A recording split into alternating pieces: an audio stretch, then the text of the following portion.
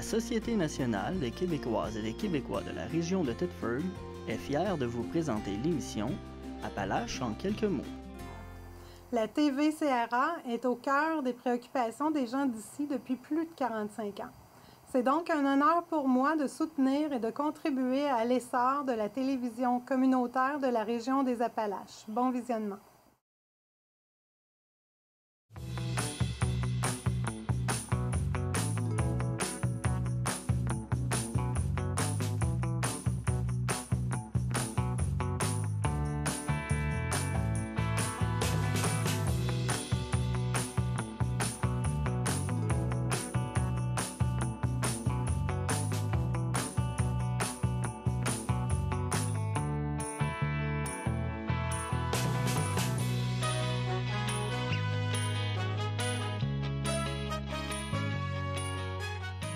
Madame, Monsieur, bienvenue à votre émission habituelle Appalaches en quelques mots. Un conseil inhabituel, un avertissement. Alors, vous risquez de voir des scènes difficiles lors de cette émission qui va porter sur NORAD, un système de défense qu'on qualifiera tout à l'heure. Alors, pour ceux qui sont sensibles, on vous avise tout de suite que les images que nous pourrons vous montrer seront difficiles à supporter. Alors, c'est à vous de faire votre choix. Notre invité encore cette semaine, l'historien, M. Paul Vachon. Alors, Paul, bienvenue. Bonjour Nelson, ça fait plaisir. Alors, la semaine dernière, on a parlé de l'OTAN. Cette semaine, on va parler de NORAD. Et l'avertissement que je viens de donner, c'est en fonction du fait qu'on va parler de choses qui ne se sont jamais produites jusqu'à maintenant. Et espérons-le, ne se produiront jamais. Parce que ça risquerait d'être... ça risque pas, ça serait catastrophique. C'est la fin de l'humanité. OK. C'est de ça qu'on va parler. Et je te dirais que ça répond à la question qu'on s'est posée la semaine dernière concernant l'OTAN. Pourquoi qu'on y va pas? Ben, on va avoir la réponse aujourd'hui. Parfait.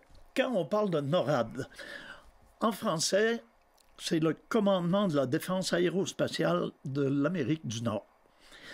L'acronyme anglais North American Aerospace Defense. C'est une entente, c'est une alliance entre le Canada et les États-Unis.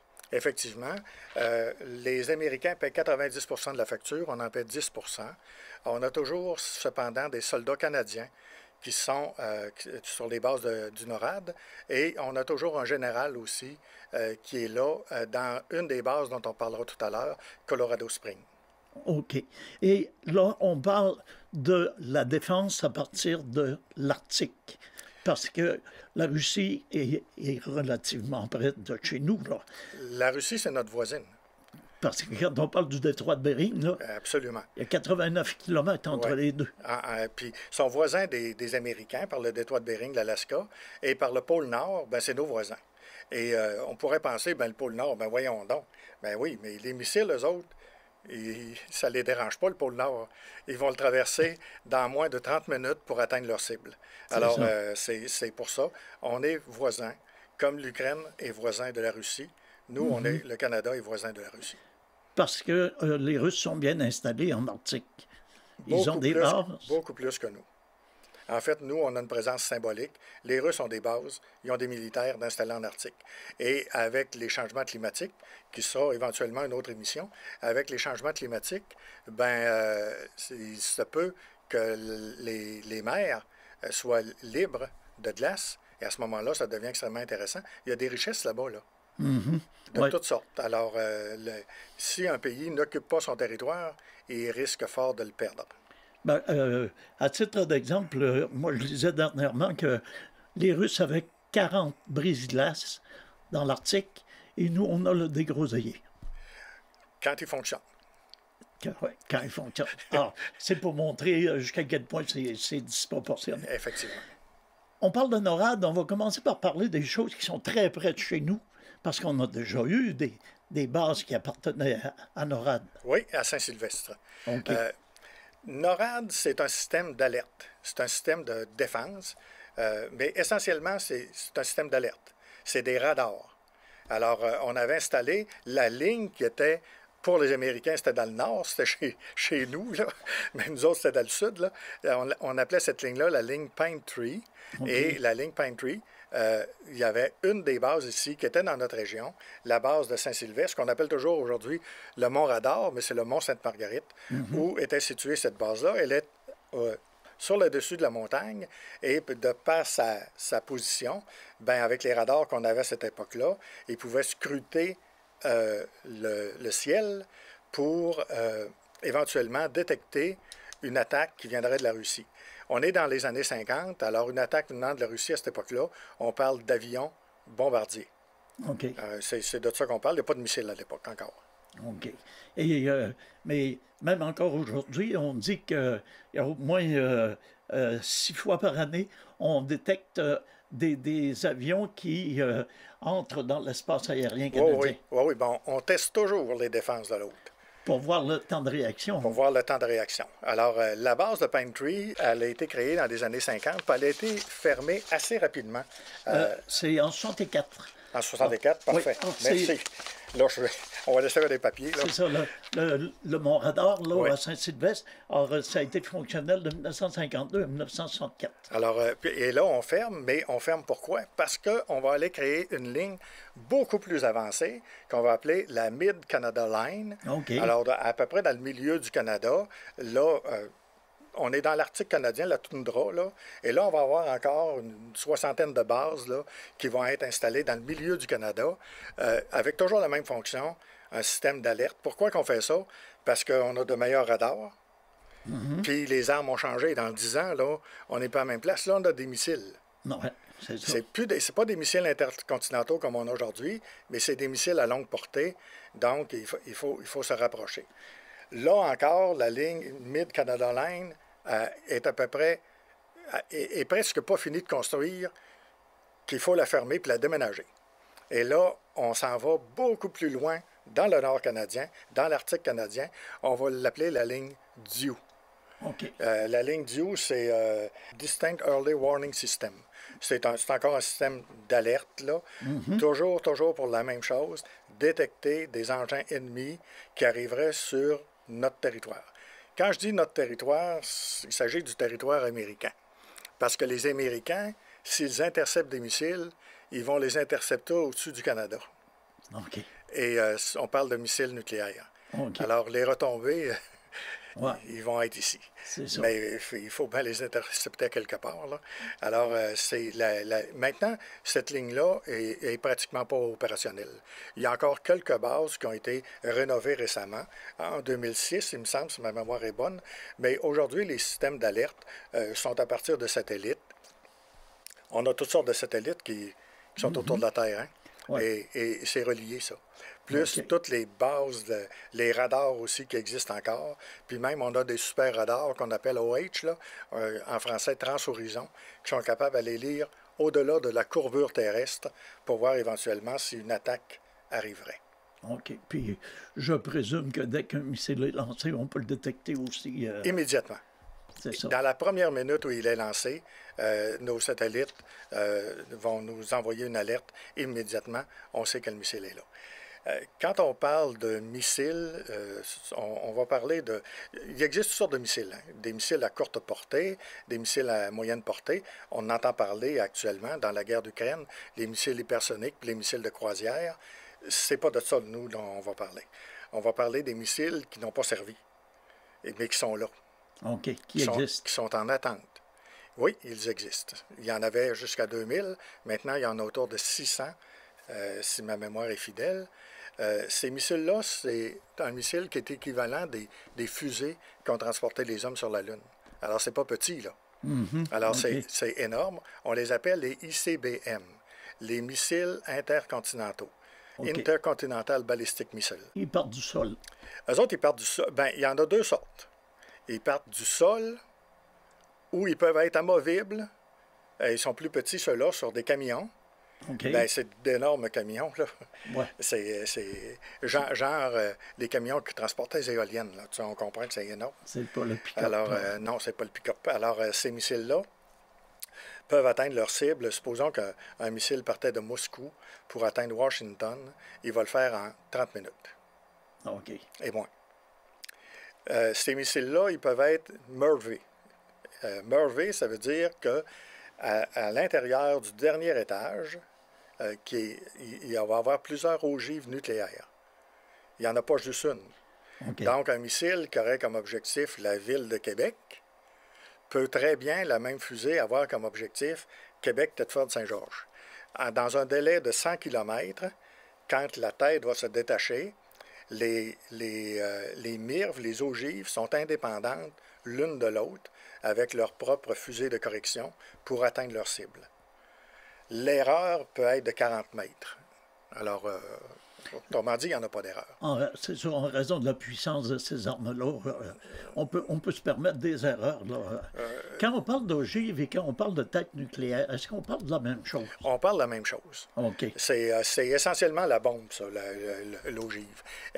Puis quand on parle d'un missile, c'est l'engin qui transporte. OK. Le missile, c'est juste le transporteur, sa fusée. C'est pas ça qui va tomber, là. C'est l'ogive qui va tomber. Mm-hmm. Quand ils vont être dans l'atmosphère, ils vont se détacher. Les fusées se détachent les unes les autres, là. Puis l'ogive, après, va se détacher. Puis si elle est MIRV, c'est-à-dire qu'elle a plusieurs destinations, bien, chacune va prendre sa bonne destination. C'est le même principe que quand on lance un satellite. Exactement. Exactement. C'est la même technologie, dans le fond. Une capsule qui va se rendre à la station internationale. Exactement. C'est la même chose. Okay. Sauf qu'elle sert pour la destruction plutôt que pour la paix. Okay. L'autre catégorie de missiles qu'on a, on les appelle les SLBM. Sea, pour la mer, là, Sea Launch Ballistic Missile. C'est des missiles intercontinentaux, pareil comme les ICBM, mais qui sont tirés à partir d'un sous-marin. Alors, le sous-marin est en profondeur, il va lancer le missile comme une torpille dans les airs, et lorsque la fusée est rendue dans l'air, son moteur se met en action et elle part pour atteindre sa cible. Maintenant, dépendamment où est le sous-marin, le délai de 30 minutes peut être de 5 minutes à 30 minutes, on ne sait pas. Parce que le sous-marin, par définition, il est caché. Sauf que dans l'océan, on a mis des sonars qui permettent d'essayer de repérer les sous-marins partout où ils sont, à cause justement de la dangerosité que ça représente. OK. Et de ce côté-là, moi, je viens toujours pour utiliser l'expression des Soviétiques, mais les Soviétiques qui étaient à l'époque de l'URSS, les Russes possèdent plusieurs de ces sous-marins? Les Russes possèdent plusieurs sous-marins, et très peu de porte-avions, mais beaucoup de sous-marins. À peu près l'équivalent de ce que l'OTAN peut avoir. Quand je dis l'OTAN, c'est parce que là, il faut inclure les sous-marins français et les sous-marins britanniques pour être capable d'avoir une parité là, avec nos sous-marins à nous. Le Canada, écoute, on a des sous-marins de classe diesel. Ça ne transporte pas de missiles, ça, là. Alors, on n'est pas là. On parle de sous-marins à propulsion nucléaire. On ne parle pas des sous-marins du Canada, là. Et la ligne de défense qu'on disait, là, très haute dans l'Arctique, aujourd'hui, on la retrouve en Alaska, au Groenland et en Écosse. En Islande, mais je te dirais qu'on compte davantage sur nos satellites, d'où la Russie qui a développé des satellites tueurs. Mais là, on est dans les armes qui sont censées être secrètes, pas utilisées, qui font partie de la rumeur. C'est probablement pas une rumeur, là. Ça doit exister parce que je pense que la première ligne d'attaque dans une guerre moderne, c'est la destruction des communications de l'adversaire. OK. Tout repose sur le numérique, sur la communication. Si tu détruis ça, il est comme un peu sans défense. Pour donner une idée de ce que peut être une frappe de missile, le seul élément de comparaison que nous avons, c'est la bombe à Hiroshima ou à Nagasaki. On sait l'ère de destruction que la bombe a eue. On sait que ça a fait 40 ou 50 000 victimes ou 100 000, dépendamment des sources qu'on utilise, là. Alors, on appelle ça une mesure étalon.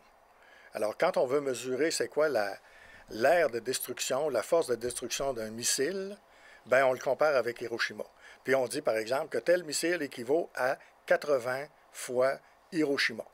OK. Alors, si on prend comme exemple un missile qui frapperait Thetford, on peut en faire une simulation. Il y a un site Internet sur lequel on peut mettre les données dont on a besoin et ça nous donne les résultats.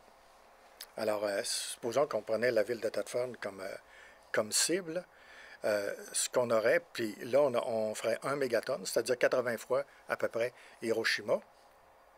L'aire de destruction dans un rayon de 5 km, c'est une aire de destruction totale, c'est-à-dire 100% de perte, de perte totale de vie, là, pas juste la vie humaine, c'est la pulvérisation.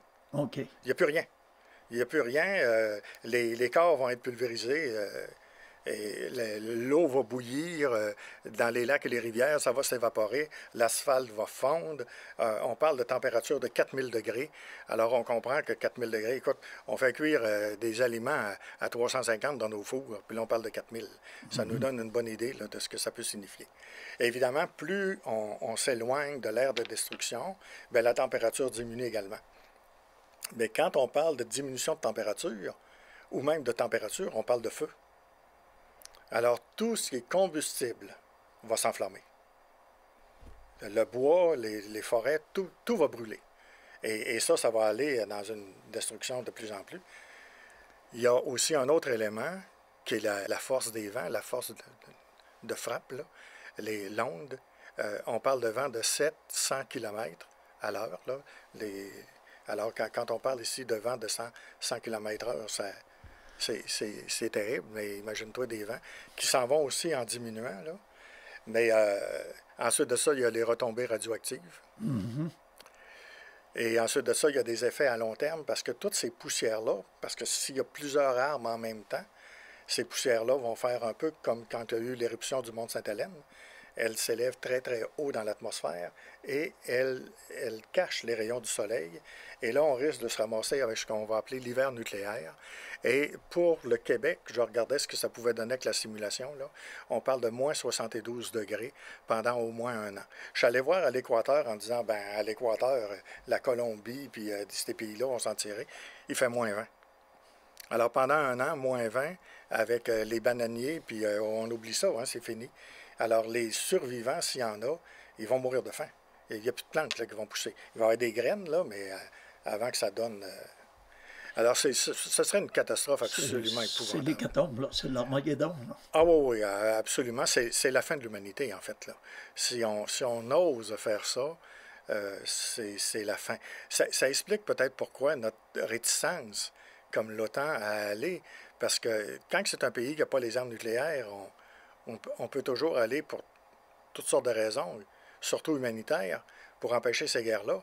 Mais quand ton belligérant a des armes nucléaires et menace de s'en servir, il faut y penser.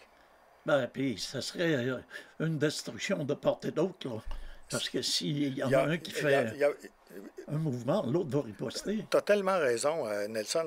Il y a plusieurs concepts dans ce qu'on appelle la stratégie de dissuasion. On appelle ça la destruction mutuelle assurée. La destruction mutuelle assurée, c'est qu'on a créé nos armes nucléaires, une bombe à neutrons, une bombe au plutonium, la bombe à hydrogène, etc., peu importe. Là. On a créé nos armes, puis on a toujours augmenté. À un moment donné, ça n'avait plus de bon sens, là. Parce qu'on était capable de faire sauter 50 fois la planète. Pas besoin de la faire sauter 50 fois. Une fois, ça suffit. Alors, il y a eu des traités. Un des plus célèbres, c'est le traité START. Alors, on a commencé à négocier avec les Russes de baisser le nombre d'armes nucléaires. Aujourd'hui, on en a moins qu'on en avait, mais on est capable de faire sauter la planète pareil. Au lieu de la faire sauter 50 fois, on va être capable de la faire sauter 5 fois, mais regarde... Une fois, ça suffit. Alors, il y avait la destruction mutuelle assurée. Ça, c'est sûr. Tu m'attaques, je t'attaque, il n'y a plus rien après. Donc, on s'est dit, en faisant ça, on ne le fera pas. C'est l'équilibre de la terreur. C'est l'équilibre de la terreur. C'est tellement épouvantable, on va avoir la même parité et ça va s'équilibrer, donc on n'osera pas s'attaquer. Mais par contre, il y a la terreur du déséquilibre. Dans le sens qu'il peut arriver d'autres pays qui vont avoir des armes nucléaires, et c'est ce qui s'est passé. Avant, il y avait les États-Unis puis l'URSS. Mais la Chine a maintenant des armes nucléaires, la France, la Grande-Bretagne, Israël, l'Inde et le Pakistan et notre bon ami, la Corée du Nord. Ouais. Même s'il n'y en a pas beaucoup, il suffit qu'il y en envoie une sur le Japon pour que ça devienne une catastrophe à l'échelle planétaire. C'est ça. Ouais, parce que c'est beaucoup plus puissant. On parle de centrales nucléaires, on parlait de Tchernobyl, entre autres. Là, tu multiplies les effets. Supposons, par exemple, que... parce que les cibles sont déjà toutes prévues. Hein.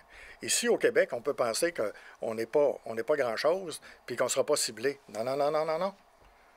On est une cible.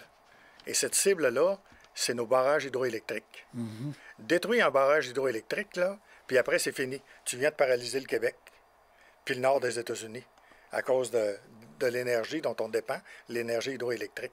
Alors, tu n'as pas besoin d'avoir des centaines de cibles.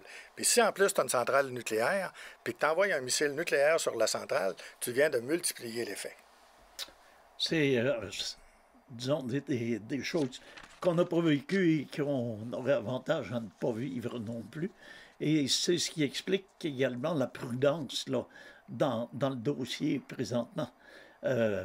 On s'impatiente quand on voit le peuple ukrainien subir ce qui est subi, mais c'est pour éviter pire. Hein. Si tu me permets une anecdote, en 2001, l'attaque du World Trade Center, moi je suis historien, mais j'ai un problème avec les dates. Mais lorsqu'il y avait eu l'attaque du World Trade Center, j'étais en train de faire de la correction. Alors la télévision, la radio était éteinte. Et lorsque je me suis rendu au cégep sur l'heure du midi, j'allume la radio et là, j'entends la radio que tous les aéroports étaient fermés au Canada et aux États-Unis. Et pour moi, qui avais étudié ces systèmes-là, pour moi, ça devait signifier qu'une seule chose, on était en alerte nucléaire. Et là, je pensais à mes enfants. Parce que je savais que ça prenait 30 minutes et je me disais, est-ce que je vais avoir le temps de les revoir? C'est ça, une guerre nucléaire. Oui, c'est ça. C'est ce qu'il faut éviter. C'est ce qu'il faut éviter à tout prix, parce qu'il s'agit du sort de notre humanité. On n'est pas des bêtes, on est des humains.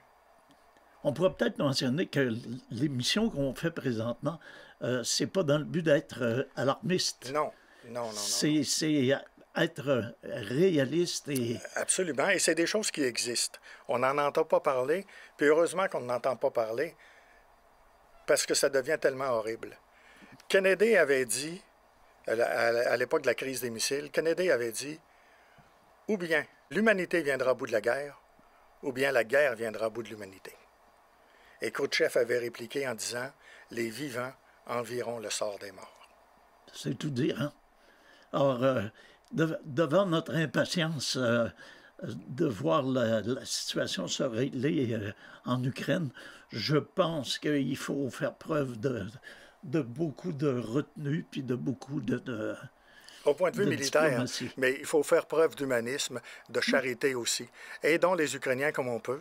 Envoyons-leur de l'argent, accueillons-les chez nous. Demandons à nos politiciens de mettre un avion pour emmener ces gens-là chez nous. Dans le passé, ils nous ont aidés, sont encore capables aujourd'hui de nous aider et aimons-les. Ce sont des humains. Alors, on espère que cet appel sera entendu par qui de droit, là, et que ça se déroulera correctement. Alors, on verra bien de quelle façon. Alors, Paul, merci infiniment pour ces éclaircissements, même si c'était plus ou moins rassurant à entendre. Il reste maintenant à laisser ça entre les mains de nos dirigeants.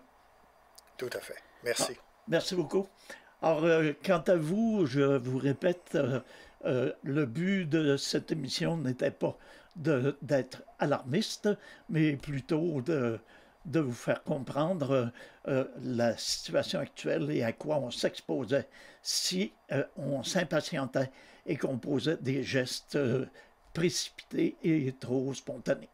Alors à tous, quand même, une excellente semaine.